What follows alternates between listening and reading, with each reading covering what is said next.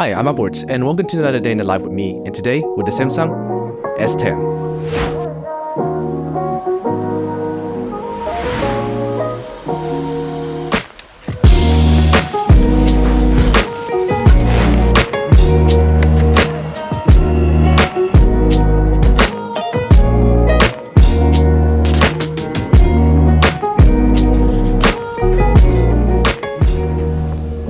You gotta wave at it.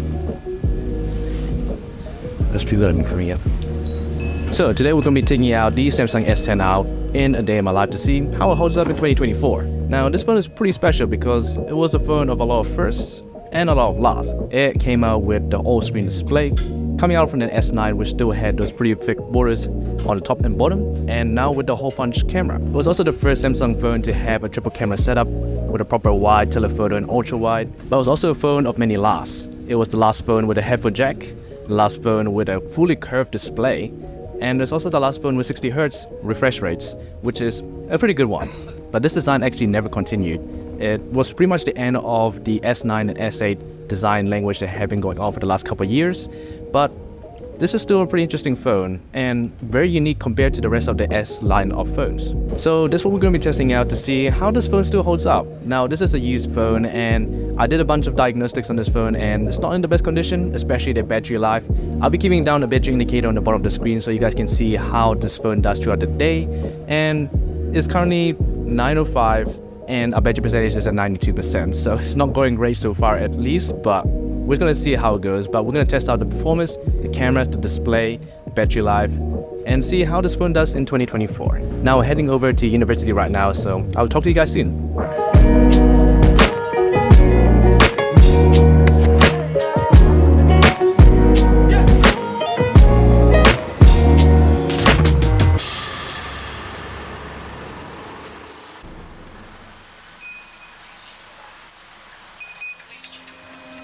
Hello. I know it's been a while. I know you're thinking the same. Alright, rookie mistake. I left my tripod on the bus. So I'm gonna try and see if I can get it back again. But I need that tripod. Anyway, let's talk about the phone. It's currently 9:40 and our battery percentage is at 81%. So I'll wait for the bus to come back and hopefully I can get that tripod back again. So not quite an ideal morning, to say the least. Following back and forth trying to find that bus that left with my tripod, but hopefully we'll find it. Alright, so after calling, going back and forth, I think we found the bus where my tripod's on.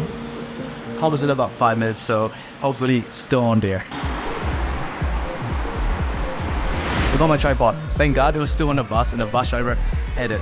So yes, I got my tripod, guys. I got my tripod, guys. On the bus. Alright, so after getting my tripod and everything, what a way to start a day in the life. I think it's time to actually start talking about the phone itself. So currently at 10:26, our battery percentage is at 67%. So this thing is draining pretty quickly, but it is because I've been using it quite a bit trying to track down this tripod. So I've got a pretty good feel about how this phone really operates. So depending on your region, the Samsung S10 is equipped with either the Exynos 9820 or the Snapdragon 855. And back in 2019, these were the flagship chips. But so far, the performance with this phone has been rather lackluster. I've been finding that a lot of apps have been glitching quite a lot and a lot of things have been reloading or just refuse to load at all, and I have to quit the app and relaunch it again. So even though it has 6GB of RAM, I really feel like the phone is struggling to keep up just to do some of my basic tasks. Even posting on social media, I feel it's just a lot more laggier than other phones from 2019, such as the iPhone 11. However, if you are gentle with it, it does run pretty smoothly and you can get most of your tasks done pretty easily.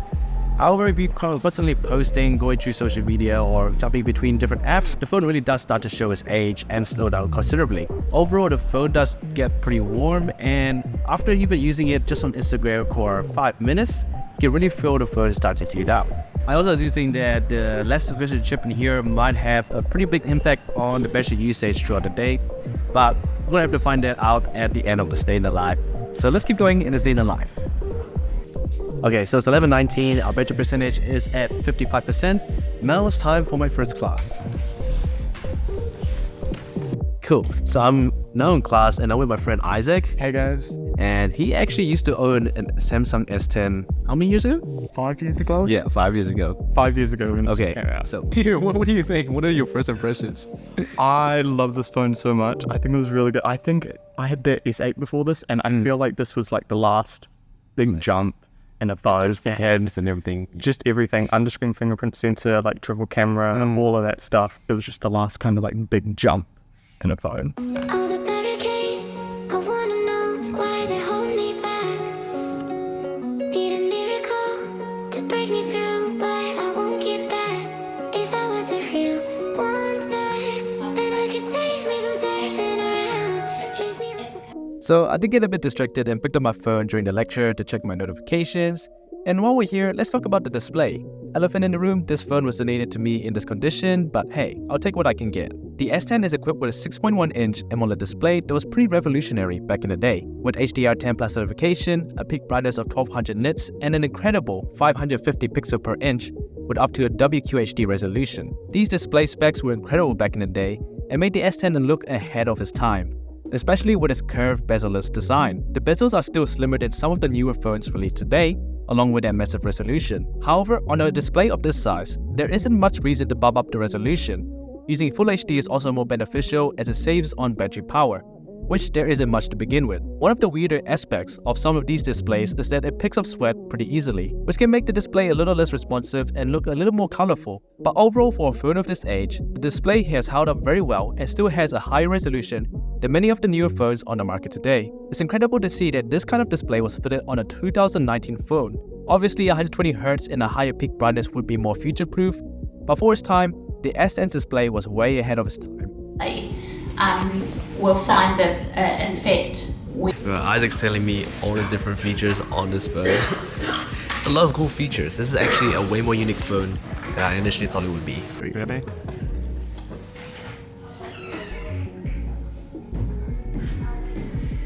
Wow. Look at that. What is it? I don't know what it's measuring, but it's measuring something. This looks fake. It kind of looks fake there. Yeah, low-key. Yeah, there's my blood oxygen, heart rate. I mean, it's measuring something. It's measuring my stress. So let's see how stressed I am.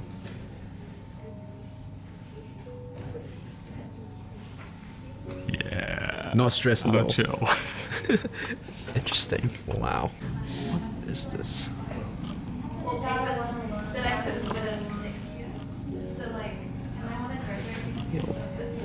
What? Oh, I'm a little bit stressed. That's actually insane. What is this phone? This is what I'm talking about. Just wrapped up the lecture. So currently it is 114. Battery percentage is at 43%. Yikes. That's not good. But oh well. There's a few more things I have to check on this phone, so I'll be testing those things out before this thing dies. Okay. Hello. Hi vlog, You can say hi to my Japanese audience. konnichiwa. So I just had my lunch. It is currently 2:20 and our battery percentage is at 37%. Just chilling with some of my friends. Well, one. 안녕하세요. 안녕하세요. You're North Korea. You just speak to my Filipino audience. Kumusta po? Magandang umaga. Okay, I'm gonna now test out the cameras on here. So the S10 has some pretty interesting cameras. Even a variable aperture on the main wide camera, which was discontinued on the later models. So it's gonna be interesting to test out. But let's take a look. Okay, we're gonna try get some photos in this location. Got Lewis posing here. Let's take some photos. When it comes to the cameras on the S10, we have a 10 megapixel wide with optical image stabilization, a 12 megapixel telephoto, and a 16 megapixel ultra-wide camera. Now the main camera and the ultra-wide take some pretty decent photos, even in a dark environment like this. Sharpness, details, and colors are pretty good with even dynamic range. However, you can see a bit of noise in the shadows, especially on the ultra-wide camera. Now there isn't any depth sensors, and the other cameras are not used for depth control. So focus is a bit of an issue on these cameras, especially on the telephoto, where I managed to get out of focus photos pretty consistently. On the selfie side, we have a 10 megapixel selfie, which also misses focus sometimes, but when it gets it right, it looks great. Looking at the video capabilities, we can shoot up to 4K 60, which is nice, Please ignore the black dot on the camera, which is also a slight issue with this donation. The video is also a little bit noisy, but overall pretty decent. One really cool but not very useful feature is that the main camera has a variable aperture, which was only seen on the S10. You can change between f1.5 to f2.4, and you can actually see it physically change on the camera module. I tried testing it out, but the camera missed both times. But you can see the background get less blurry on the f2.4 setting. Overall, the cameras are good, but they don't hold up that well in 2024.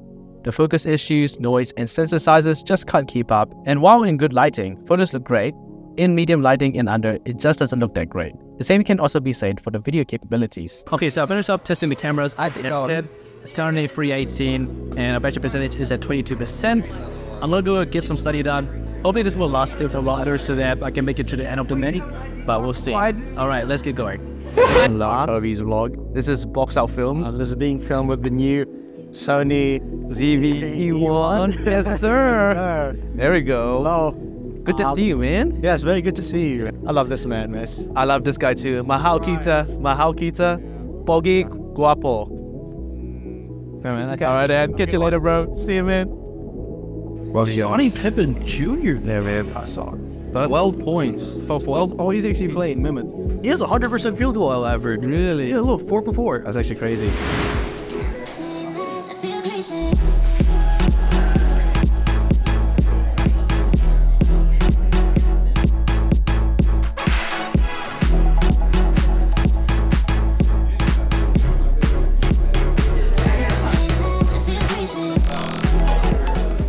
Okay, so it's currently 402, battery percentage is at 17%. But one more plus to end the day, so let's hit the plus down. To it, you're just gonna look the dot one.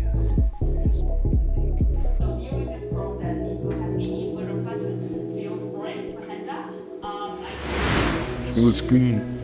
But my one is kind of damaged. Okay, bikers. Something's black. The different. Okay, alright, so finished with all my lectures today. It's currently 506, battery percentage is at 11%. But before the phone dies, let's talk about the cool features that the S10 actually brought. The S10 was a pretty unique phone. It actually had quite a lot of features that were sadly discontinued in the next line of phones. So starting off with the basics, this phone is on Android 12, which is the latest update it can run.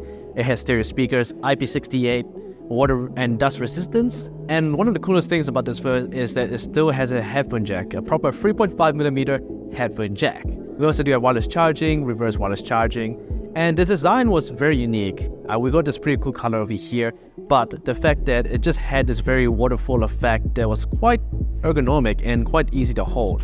However, it is a little bit more slippery, having all of this glass around the phone, and it does leave quite a lot of fingerprints. It also has 4G. This was the last phone before they announced the S20 with 5G. And one of the really cool things that are super unique about this phone is that it actually has a blood oxygen and heart rate sensor on the back of the phone. Right next to the flash module, this thing can actually scan and detect stress, heart rate, and a few different other metrics. It's pretty interesting. They got rid of that on the S20 and that was not included on the S9, so it's exclusive to the S10 series only. It also does have an optical fingerprint scanner, which was a first when it first came out, and it's actually been pretty good. Alright, so that's pretty much it on the features, which is pretty cool for a phone from 2019. Sadly, none of these features are present on any of the later models, but this just makes this S10 even more unique. Alright, I'm about to go head home. It's at 10% now. Hopefully we'll be able to last on the way back, and then we'll talk about the battery performance. Alright, I'll talk to you guys when I get home.